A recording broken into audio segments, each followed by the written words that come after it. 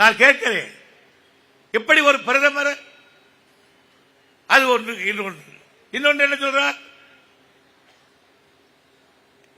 அவர் ஊருக்கு சொன்ன என்ன சொல்லணும்?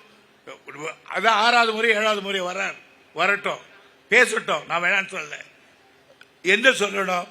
நான் போன முறை வந்தேன், நான் பிரைம் மினிஸ்டர் ஆகிறதுக்கு முன்னால சொன்னேன், சுவிட்சர்லாந்தில் எக்கச்சக்கமான கள்ளப்பணம் இருக்கு, நான் எடுத்துக்கிட்டு வந்து நம்ம ஊரில் போட்டு ஒவ்வொருத்தருக்கும் 15 லட்சம் ரூபா உங்களை பேங்க்ல போடுறேன், நீங்க போய் வாங்கிக்கிங்கன்னு சொன்னேன்.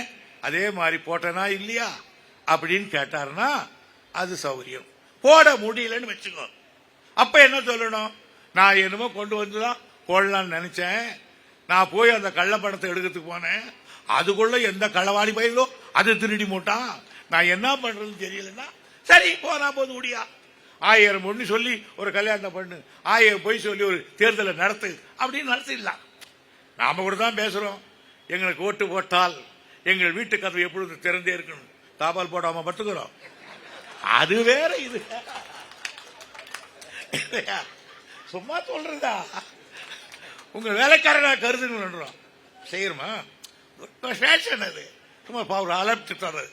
ஆகியனால அவர் அது சொன்னாரா? அதல்ல. ஆனால் அதையெல்லாம் மறந்துட்டு அதை பத்தி பேசாம புதுசா பேசினார். நான் 2 கருத்துக்களை அவர் இங்கே வைத்திருக்கிறார். ஒரு கருத்து, நான் இந்த முறை ஆட்சிக்கு வந்தால் வாரிசு அரசியலை ஒழிப்பேன், வாரிசு அரசியலை ஒழிப்பேன். சபாஷ் prime minister, I welcome it. எனக்கு ஒன்று பிரச்சனை ஒழிங்க. வாரிசுன்னா என்ன? ஆம்பளையா இருக்கிறவன் கல்யாணம் பண்ணிக்கிறான், அதுலயும் ரொம்ப ஆம்பளையா இருக்கிறவன் உள்ள பேத்துக்கிறான், இல்லாதவன் விட்டுறான். அது விட்டுருக்கு, நம்ம வேணாம் அந்த பிரச்சனை. அப்போ அது மாதிரி கல்யாணம் பண்ணிக்கிறான். இப்போ நாங்க இருக்கிறோம், இப்ப நான் இருக்கேன், நான் 62 மேடை ஏறி இன்னி வரையும் பேசிக்கிட்டு இருக்கேன். இந்த கட்சியே தவிர வேற கட்சியே இல்லை. வேற ரோட்ல நடந்தா கூட மாற்று கட்சியினுடைய கொடி மேல படுமோ நிழல்னு ஒதுங்கி ஒதுங்கி திமுக கொடி மேல பட்டா போதும்னு இத்தனை நாள் வாழ்ந்துட்டேன். வாரிசு அரசியல் ரெண்டு பேரை சொல்றாருங்க. வடநாட்டில் நேரு சொல்றாரு வாரிசு அரசியல். நான் அதையும் கேட்கிறேன், நேரு வாரிசு அரசியலா? ஆமா. அவர் பொண்ணு இந்திரா காந்தி, அவர் பையன், இன்னொரு பையன், இப்படி எல்லாம் வர்றாங்களே. வாரிசு அரசியல் என்பது அண்ணா எங்களுக்கு சொல்லிக் கொடுத்திருக்காரு. நாங்கெல்லாம் 65 போராட்டம் நடப்போம், ஜெயிலில் அண்ணா வந்தார், ஒரு 200 பேருக்கு சோர் போட்டு சொன்னார், இருப்பதை இழப்பது தியாகம் சொன்னார் அண்ணா. அதாவது தனக்கு இருப்பதை இழக்கிறவர் அப்படிப்பட்ட தியாக மனப்பான்மையர்.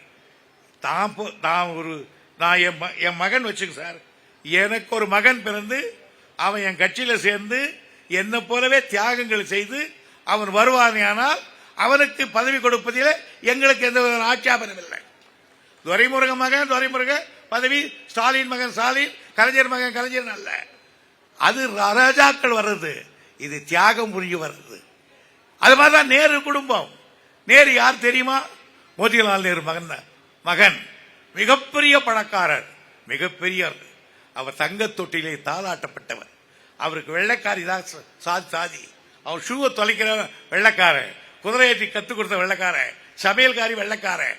அப்படிப்பட்ட பெரும் தலைவர் ஹார்வர்டு யூனிவர்சிட்டிக்கு லண்டனுக்கு போறார் படிக்கிறதுக்கு.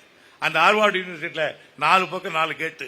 மோதிலால் ஒரு கேட்ல பையன் திடீர்னு வந்துட்டான்னா அங்க கார் இல்லைன்னா திரும்பி போக வேண்டும்னு எப்பவும் 4 காரை 4 கேட்ல நிறுத்தி வச்சிருப்பார். அப்படி நிறுத்திய ஒரே இந்தியன் மோதிலால் நேரு தான். மகனுக்கு பாரிஸ்டர் படித்தார், ஆக்ஸ்போர்ட் படித்தார், பாரிஸ்டர் ஆனார், வந்தார், காந்தியை சந்தித்தார். அவ்வளவு பெரியவர், கொத்தில இருந்தவர், மிதத்தவர், செல்வத்திலே புரண்டவர். அப்பேற்பட்டவர் நம்முடைய மோடி அவர்களே 16 வருஷங்கள் ஜெயிலில் இருந்தார். 16 வருஷங்கள் சுதந்திரத்துக்காக. நேரு குடும்பமே ரத்தம் கொட்டி கொட்டி செத்தது. எல்லாரையும் இழந்து விட்டு ராகுலையும் பிரியாங்காவையும் பக்கத்தில் வைத்துக் கொண்டு சோனியா அழுத பொழுது கலைஞர் சொன்னார், தாயே, தியாகத்தின் குடும்பம் நீங்கள், உங்களை நாங்கள் மறக்க மாட்டோம். உங்கள் கட்சி என்ன செய்கிறது எனக்கு தெரியாது, ஆனால் நான் இன்றைக்கு கூட்டணி அமைக்கப் போகிறேன். இந்த கூட்டணி வெற்றி பெற்றால் சோனியா தாயே, நீங்கள் தான் இந்த நாட்டுடைய பிரதமர் என்று அறிவித்தவர் கலைஞர்.